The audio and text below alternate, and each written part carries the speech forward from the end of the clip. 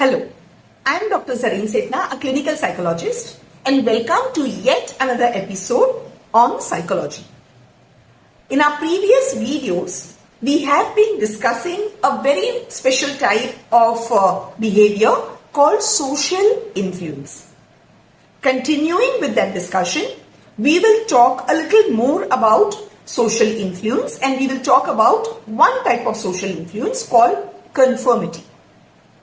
Conformity is when we agree with the social norms or we follow the behaviors which are expected or considered normal in our society. What are the factors that lead to conformity? One, something called as cohesiveness. Cohesiveness is your affection or your liking towards a particular social group. That is why we see more conformity amongst family or friends. We like our family, we like our friends, and that is why we generally follow the rules of the family or the behavior that is expected in your friends group. Besides that, group size. Research shows that larger the group size, more the conformity. When you have many people expecting you to behave in certain way, it becomes little difficult to resist that pressure. And therefore, you will always see that in a majority, we will continue to do what everybody else is doing. And of course, the type of social norm. If you agree to what the majority behavior is doing, only then we will show conformity. So for example, if you are a vegetarian, but if the majority group you are facing just now is a non-vegetarian group, then no matter what, you will not change. So factors that affect conformity are: one, do you like that group? How much of liking or cohesiveness is there? What is the size of the group? Larger the group size, more the conformity. And of course, the type of social norm. Now there is something very interesting about conformity.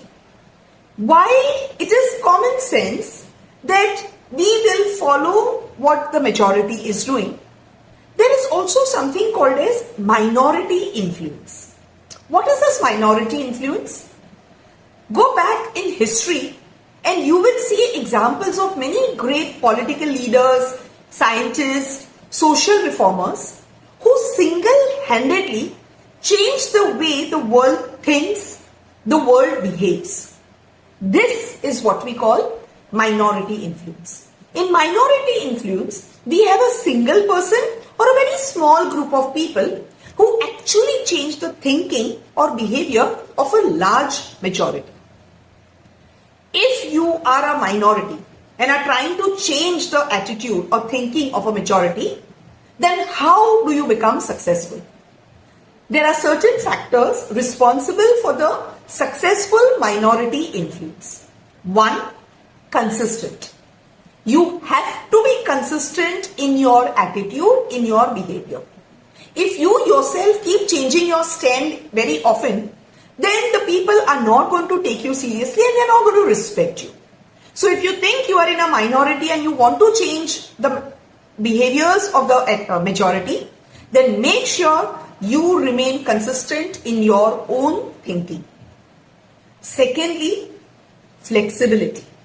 Now, being consistent with your own stand does not mean that you're insensitive to other people's feelings.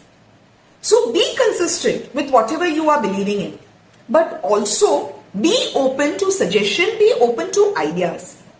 Give others an opportunity to explain what they want to say and accommodate that ideas if possible.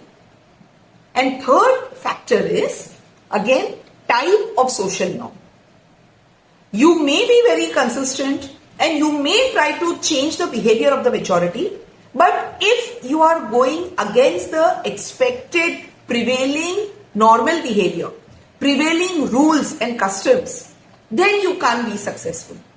You cannot go against social, cultural or religious values which are very close to people's heart. So, for minority influence to be successful, the three most important factors are consistency, flexibility and being sensitive to other people's point of view, and making sure that you're not breaking any social norms. I hope this video is useful to you. Thank you and have a happy day. Please like, share and subscribe.